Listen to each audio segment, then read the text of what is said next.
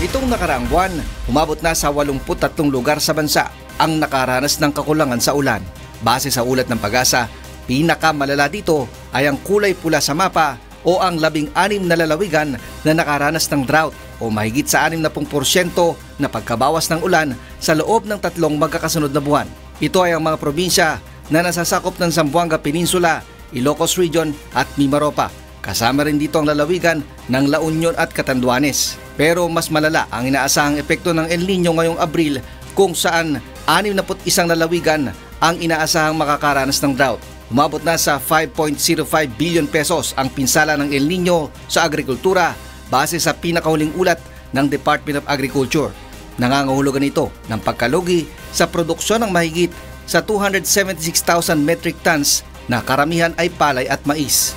Halos 165,000 mga magsasaka at halos 178,000 hektarya ng lupang agraryo ang napinsala. Ang mga ito ay nasa mga rehiyon ng Cordillera Administrative Region 1, 2, 3, Calabarzon, Mimaropa, 5, 6, 7, 9, 10, 11, 12 at BARMM.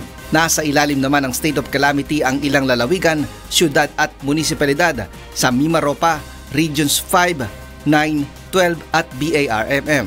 May 95.875 million pesos na financial assistance ang Department of Agriculture sa ilalim ng Survival and Recovery Assistance Program.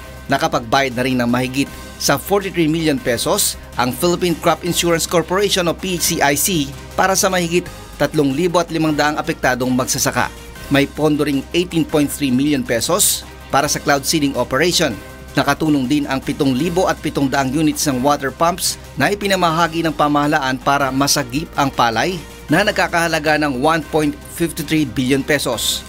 Ang DSWD naman ay may nakantabay na ayuda na nagkakahalaga ng 1.2 billion pesos para sa mga mangangailangan ng pagkain at iba pang non-food items. Ayon kay Secretary Manny Piñol, nasa 0.63% ng kabuuang inaasahang produksyon ang napinsala sa palay at 1.2% sa mais. Karamihan anya sa mga naapektuhang sakahan ay mula sa Bicol, Region 2 at Northern Mindanao. Bagamat may babalaan niya ang DA sa posibleng maging epekto ng El Nino, ay nagbaka sakali ang mga ito na magtanim. Malaki lang yung naging damage kasi ito yung mga farmers na sumugal na talagang nagbaka sakali. Sa ngayon ay may alok ang Israel na 44 billion pesos na halaga ng solar-powered irrigation.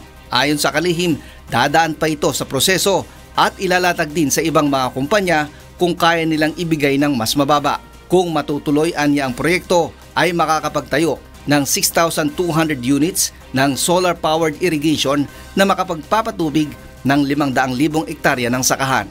Ray Pelayo, UNTV, News and Rescue, Quezon City.